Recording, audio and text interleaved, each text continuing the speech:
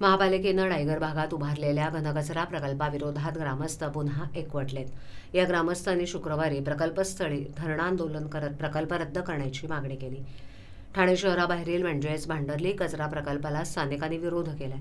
त्यानंतर तात्पुरत्या स्वरूपात उभारलेला हा प्रकल्प बंद करत पालिकेनं रायगड भागात घनकचरा प्रकल्प सुरू केला. या ठिकाणी कचऱ्यापासून वीज निर्मिती केली जाणार आहे.